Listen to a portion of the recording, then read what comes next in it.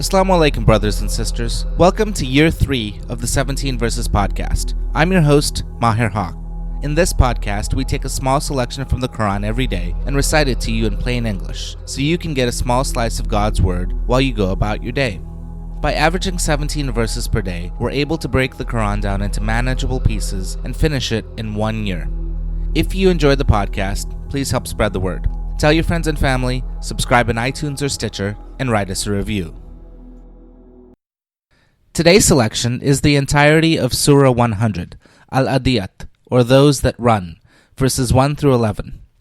This surah talks about the irresistible nature of spiritual power and knowledge, contrasted with man's ingratitude, pettiness, helplessness, and ignorance. Tafseer for this selection concerns the metaphors and symbols enforcing this surah in verses 1 through 5. Bismillah ar-Rahman ar-Rahim. In the name of Allah, most gracious, most merciful. By the steeds running with panting breath, dashing off sparks by the strike of their hoofs, making raids in the morning, and leaving a trail of dust as they dash into the middle of the enemy troops. Surely man is ungrateful to his Lord, and surely he himself bears witness to it, and surely he is violent in his love of this worldly wealth. Is he not aware that when those who lie in the graves will be raised to life, and that what is in their breasts will be made known, surely their Lord on that day shall have full knowledge about them. Amin. Now, concerning the metaphors and symbols in verses 1 through 5. Quote, these symbols have at least 3 layers of mystic meaning. 1. Look at the mares or swift camels panting for war on behalf of their masters. Off they go, striking fire with their hoofs by night at the behest of their riders. They push home the charge in the morning, chivalrously giving the enemy the benefit of daylight. And regardless of flashing steel or the weapons of their enemies, they boldly penetrate into the midst of their foe, risking their lives for the cause. Does unregenerate man show that fidelity to his Lord? On the contrary, he is ungrateful to Allah.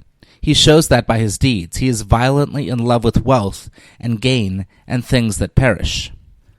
2.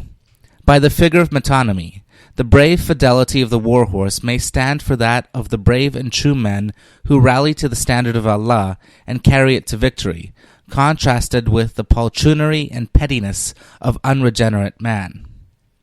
3. The whole conflict, fighting, and victory may be applied to spiritual warfare against those who are caught and overwhelmed by the camp of evil. Unquote. Thank you. This concludes today's episode of the 17 Verses podcast. I hope that this selection helps increase your understanding of the Holy Quran just a little bit. If you like the podcast, you can subscribe in iTunes or Stitcher and write us a review. Or you can grab the RSS feed and put it into your own podcast app. The show notes, including a text version of this episode, can be found by going to 17verses.com. That's the numbers 17, VERSES.com.